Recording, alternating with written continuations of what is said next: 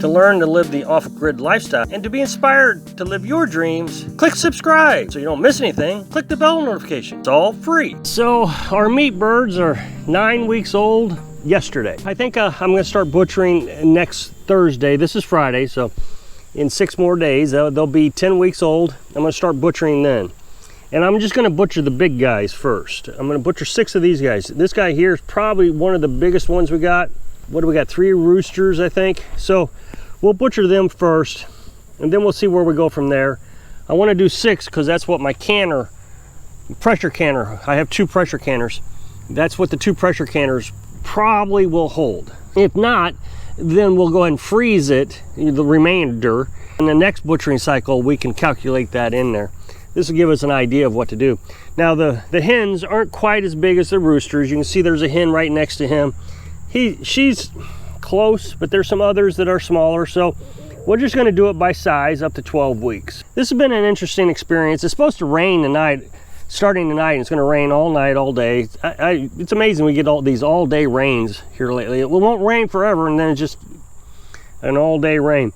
You know, I would rather have a shower here or there, but can't get what you want, I guess. You know, I feel bad for these guys having to stay outside. I'm just a sensitive guy when it comes to animals, and I don't like having to force them outside, but that's just the way it is. It's like having pigs, you know, it's just a farm animal, I guess. So you try to do the best you can. Next year, I think we're going to do it a little different. I think we're going to set pallets down on the ground and then put chicken wire on top of the pallets. That way, they're not right on the ground. So when it rains, there's no chance of water running down and getting them wet.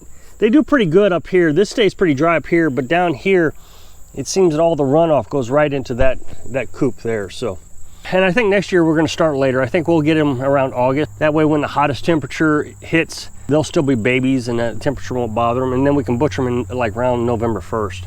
But all in all, this has been a pretty big success. Obviously, we still have another week to go. We lost 5. I was hoping to lose no more than 2. One of them was an animal attack. 2 of them was crop. So with those 2, I don't even count because we butchered them. And one of them's still in the freezer, so we'll count that into our first butcher. We'll put that into the butchering process, or the canning process, I should say. We'll be able to open this up so all the littles can run around and they're not getting beat up so bad by the older hens. I've talked about that in the past. Got a few things I'd like to talk about today, just to kind of cover some things. As you know, I'm not a prepper. I don't consider myself a prepper, even though I think the trolls are starting to catch on to this. They love to come on and tell me how I'm a prepper.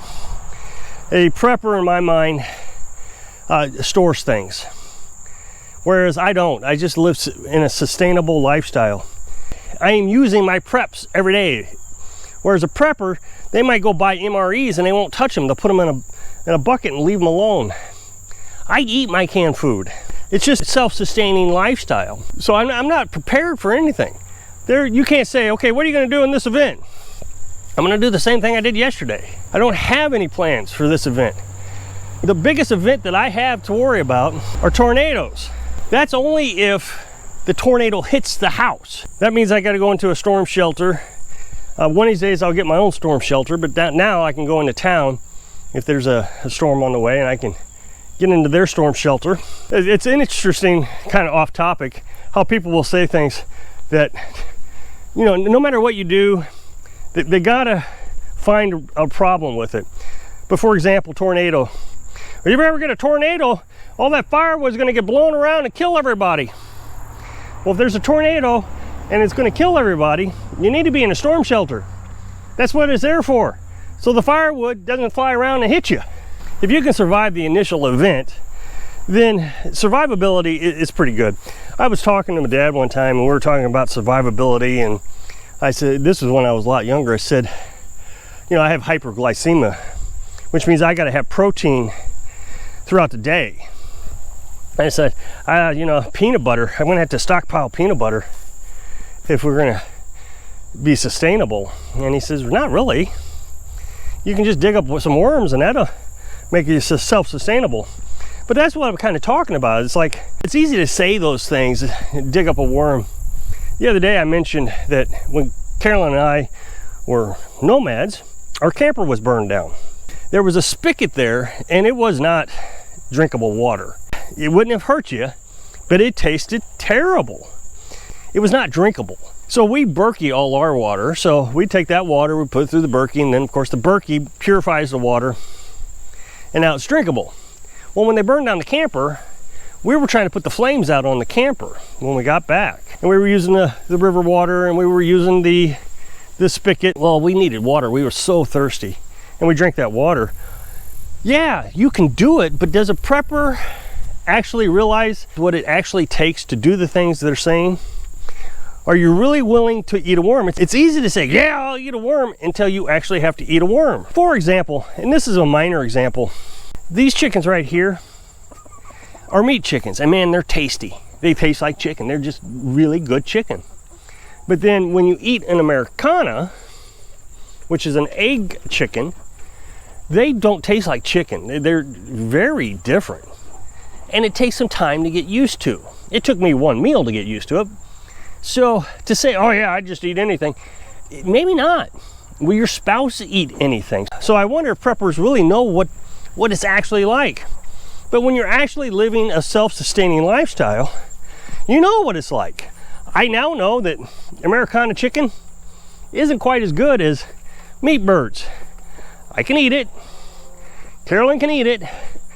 But you're not going to eat it like fried chicken. You're going to eat it like soup or dumplings. But I was thinking about this stuff in New York, and of course all the preppers came out and started talking about the flooding that was going on in New York and the devastation's going on there. Subways are being flooded. It's actually some pretty incredible footage. And so the preppers come out and they're saying this and that, and this is what you got to do. Well, they're still through the initial event. If you can survive the initial event, then yeah, maybe the preppers can help you through it. But isn't their food going to be washed away, and all their preps, aren't they going to be all washed away? It's almost impossible to try to think of every scenario being a prepper, and you just drive yourself crazy.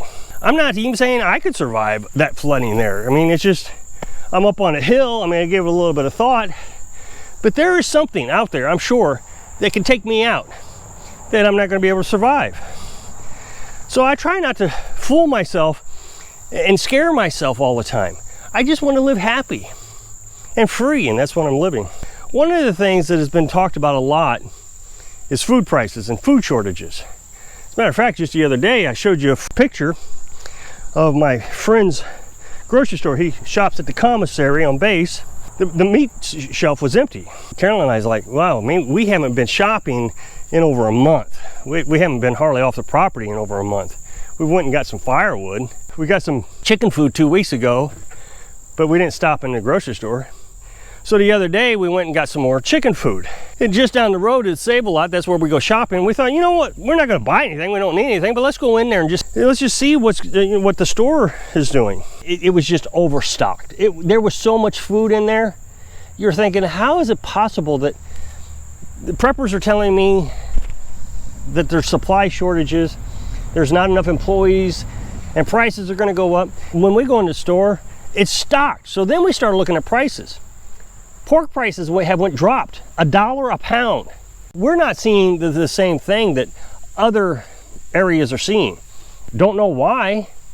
Our gas prices have went up since January, but they're starting to fall back down. Not unreasonable. So all the things that these preppers try to scare us into, just to be prepared, be prepared, be prepared. Sometimes they may transpire, sometimes they don't. I'm not suggesting that we all be prepared. I'm suggesting that we live a self-sustaining lifestyle, and I think there is a huge difference.